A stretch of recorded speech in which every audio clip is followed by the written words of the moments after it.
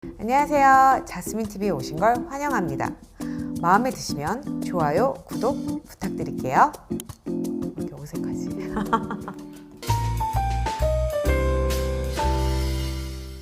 지난번 영상에서는 섭식장애가 생기는 원인에 대해 이야기했었는데요. 오늘은 심리적 요인 중에서 특히 성격적 성향에 대해 이야기해볼까 합니다. 우리가 흔히 말하는 MBTI나 혈액형처럼 나는 원래 이런 성향이야 라고 이야기하는 것들이 있잖아요. 그런 성향들 중 일부는 섭식장애의 위험 요인으로 작용할 수 있는데요. DSM-5에서도 이런 personality traits, 개인의 성격적 성향이 섭식장애를 발생시키고 지속시키는 데 영향을 준다고 명시하고 있습니다. 물론 어떠한 특정 성향 하나가 섭식장애를 직접적으로 불러일으키는 것은 아니지만 이러한 내가 갖고 있는 성격적 요인이 다른 요인들과 복합적으로 작용하면 섭식장애로 발전할 위험성이 있습니다. 그래서 오늘은 어떠한 성향들이 섭식장애에 취약한지 6가지 위주로 이야기해볼까 합니다. 우선 첫 번째, 완벽주의 성향. 완벽주의 성향을 가진 사람들의 경우 본인 자신에게 지나치게 과도한 기준을 잡고 엄격하게 통제하는데요. 그래서 섭식장애뿐만 아니라 불안장애, 강박장애, 우울증 등 다른 여러 정신질환에도 취약할 수 있습니다. 완벽주의 성향을 가진 경우 흔히 black and white thinking 이라고 이분법적 사고, 즉 전부 아니면 전무의 극단적인 사고방식을 함께 가지는 경우가 많습니다. 그래서 작은 실수나 부족함조차 전체 실수로 간주하며 완벽하게 해내야만 성공이야. 조금이라도 부족하면 나는 실패자야 라는 생각을 갖게 되는데요. 물론 이런 완벽주의 성향이 목표를 달성하는 데 강한 동기를 줄 수 있지만 실패에 대한 두려움, 과도한 기준, 그리고 엄격한 통제로 본인 자신의 삶은 굉장히 힘들 수 있습니다. 섭식장애의 경우 특히 거식증 환자에게 이러한 완벽주의적 성향이 많이 나타납니다. 거식증 환자의 경우 매우 엄격한 체중, 외모, 식이 기준을 설정하고 이를 완벽하게 지키기 위한 강한 집착을 보이는 것이 특징인데요. 예를 들어 38kg를 이상적인 몸무게로 잡고 이것을 완벽하게 유지하기 위해 극단적인 식사 제한과 운동을 반복하는데요. 0.1kg의 체중 변화, 100칼로리 섭취, 지방과 탄수화물의 비율까지 철저하게 계산하고 통제하려 합니다.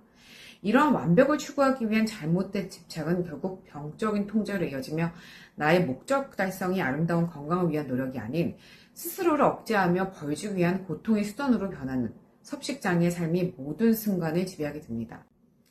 두 번째, 충동적인 성향. 충동적인 성향을 가진 사람의 경우 어떠한 자극이나 감정이 올라왔을 때 그에 대한 결과를 크게 생각하지 않고 즉각적으로 반응하는 경향이 있습니다. 생각보다 행동이 먼저 나가는 사람들 주변에 많이 있죠. 모든 성향이 마찬가지겠지만 항상 그 성향 안에는 장점도 있습니다. 제가 지금 말하는 이 섭식장애의 위험 요인으로 작용한다는 성향들은 과도하거나 극단적이고 지속적으로 작용할 때를 이야기하는 건데요. 나는 약간의 이러한 성향이 있어 라는 정도라면 장점으로 작용할 수 있습니다. 예를 들어 충동적 성향 역시 빠른 판단력과 즉각적 실행력으로 연결되기도 하고 자기 표현을 바로바로 할 수 있다든지 추진력이 좋다든지 이러한 장점으로 발휘되기도 합니다.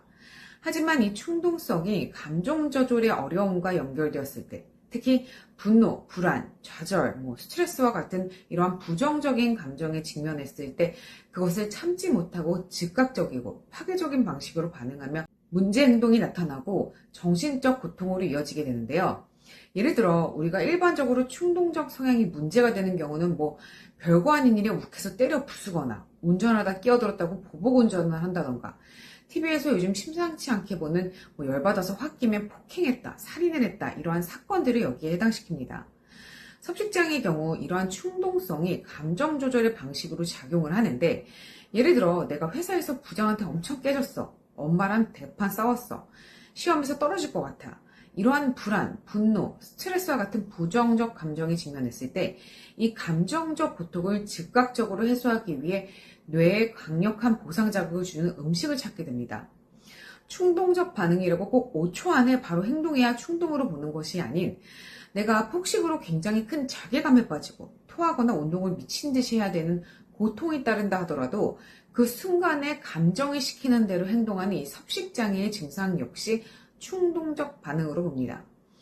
그래서 특히 충동적으로 폭식을 하는 이 폭식장애나 신경성 대식증 환자에게서 이러한 충동적 성향을 가진 사람들이 많이 나타납니다. 문제는 이러한 행동이 반복되면서 음식을 통한 나의 충동적 선택이 감정 조절의 유일한 수단이 되고, 특별한 감정적 자극이 없어도 나중에는 마치 담배처럼 이렇게 습관적 반응이 되어버릴 수 있어 이러한 충동적 성향이 섭식장애의 위험 요소로 명시되는 것입니다. 세 번째, 강박적인 성향. 집에 놀러 갔는데 먼지 한 톨 없이 너무 깔끔하다든지 옷장이 색깔별로 옷을 깔맞춤해서 정리를 했다거나 하는 사람들을 보고 우리는 야, 너 강박증 있는 것 같아 라고 얘기를 하죠. 이렇게 무언가를 정확하고 완벽하게 해내야 한다는 강한 집착을 보일 때 우리는 그 사람을 강박적인 성향을 가진 사람이라고 말합니다. 이 성향은 완벽주의와도 종종 비슷하게 보이지만 둘 사이에는 중요한 차이가 있습니다. 완벽주의 성향은 그 결과에 집착한다면 강박적 성향은 그 목표에 도달하기 위한 규칙, 순서, 루틴, 질서에 집착을 심하게 하는 건데요.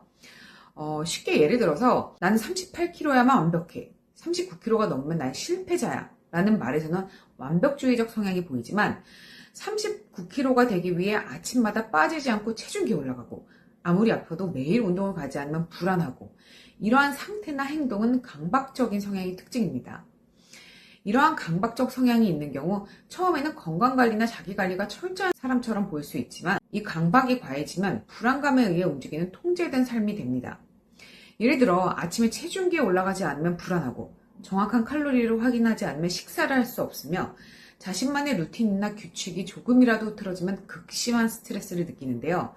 이처럼 불안을 해소하기 위한 반복적인 행동은 단순한 습관이 아니라 의례적이고 강박적인 사고와 행동 패턴으로 굳어지며 결국 섭식에 대한 사고 자체를 병적으로 왜곡시킵니다. 이로 인해 음식, 체중, 운동에 대한 집착이 점점 더 강해지고 식사라는 기본적인 행위조차 죄책감, 공포, 불안과 연결되며 섭식장애의 악순환이 심화되는 결과를 낳을 수 있기에 이 강박적인 성향이 있을 경우 섭식장애에 취약할 수 있습니다. 네 번째, 자기 비판 성향. 자신의 행동이나 성과, 어떠한 결과에 부정적인 평가를 반복하며 스스로를 비하하거나 비판적인 시각으로 바라보는 경향이 있는 사람들이 있습니다. 이러한 자기 비판을 잘하는 성향은 자신에 대한 만족도가 낮고 자존감이 낮기 때문에 자기 비판을 하기도 하지만 이러한 자기 비판적 성향 때문에 자존감이 더욱 낮아지게 되고 그러면서 섭식장애로 이어질 가능성을 높이는 요인으로 작용할 수 있습니다. 실제로 섭식장애를 겪는 사람들 중 겉으로는 남들이 부러워하는 삶을 살고 있고 당당하고 자존감이 높아 보인다 하는데 실제로 그들의 내면에는 살이 조금만 쪄도 나 왜 이렇게 못생겼지? 왜 이렇게 뚱뚱하지? 또 왜 처먹었을까? 이러한 자기 비난과 비판, 그리고 살이 찌면 나를 아무도 안 좋아하고 나는 가치가 없다라고 느낍니다. 이러한 부정적인 자기평가는 외모와 체중에 대한 병적인 집착으로 이어지고 극단적인 식사 제한, 운동 중독, 구토 등 자기를 학대하는 행동으로 연결되며 이러한 패턴들은 점점 자존감을 더 떨어뜨리고 자기 비난을 강화하는 악순환에 빠지게 만듭니다. 그렇기 때문에 섭식장애 치료에서는 이 신체와 음식에 대한 왜곡된 인식 교정이 필수이며 자존감을 회복하고 자기 비판 성향에 대한 인지적 치료가 기본이자 핵심이 됩니다. 다섯 번째, interpersonal sensitivity.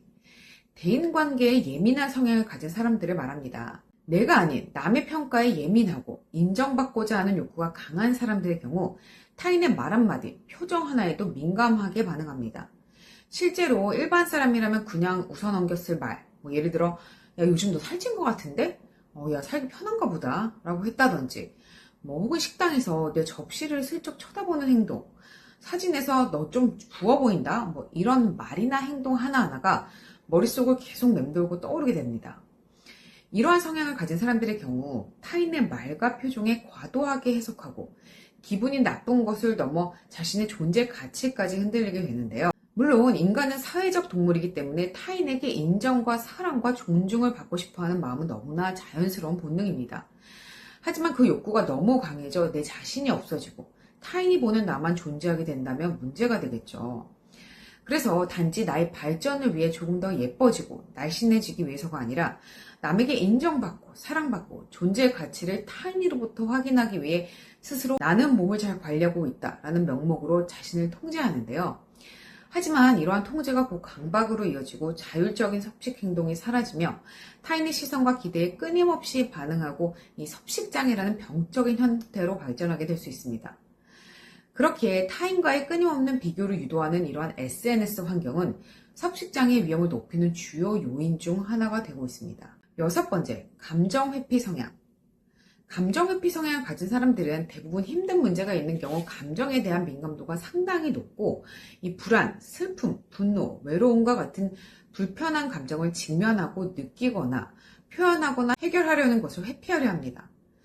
섭식장애를 포함해서 당연히 감정조절장애 외에 충동조절장애, 경계성 성격장애, 사회불안장애, 양극성장애 등 정신적인 문제가 있을 경우 감정에 대한 과민한 반응이 공통적으로 나타나긴 하는데요.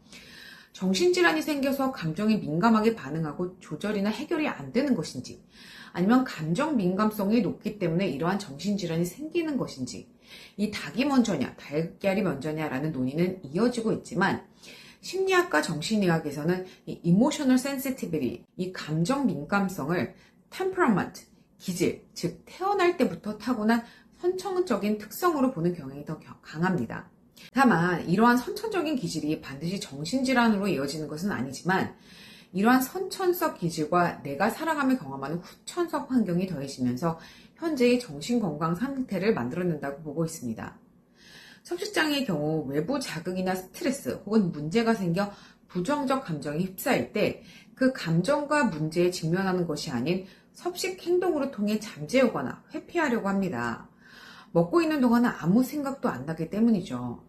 자, 그럼 먹지 않는 거식증 환자는 거식증의 경우 굶는 행위로 감정을 무디게 합니다.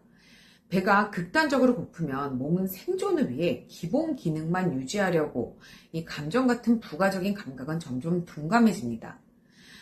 내 몸이 정말 아플 때 어떠한 일이 생겨도 몰라 힘들어. 다 필요 없어. 이런 거 느껴본 적 있으시죠?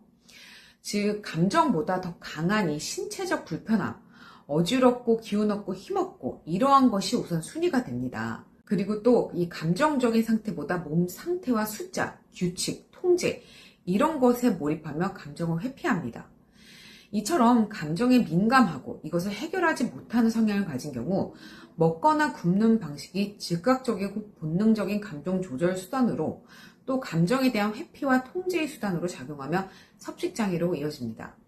따라서 대부분의 섭식장애 환자들의 경우 감정을 직면하고 처리하는 것이 상당히 어렵기 때문에 이 섭식행동 그 자체보다 감정을 인식하고 건강하게 표현하고 다루는 능력을 기르는 것 또한 치료의 핵심 과제로 보고 있습니다. 이렇게 6가지 성향 외에 외향적인 사람보다는 내향적인 사람이 도덕주의가 강한 사람이라든지 의존적이라든지 이러한 어떤 특정 성향이 섭식장애에 영향을 미칠 수 있다고 얘기하는데요.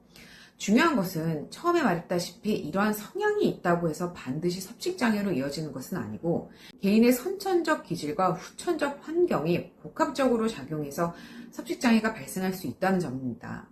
따라서 섭식장애는 나를 이해하는 과정에서 시작하는 변화임을 잊지 마시고 단순한 의지의 문제가 아닌 행동만을 교정하려고 하는 것이 아닌 개인의 고유한 성향을 이해하고 수용하며 그에 맞는 맞춤형 지원과 치유가 함께 이루어져야 합니다.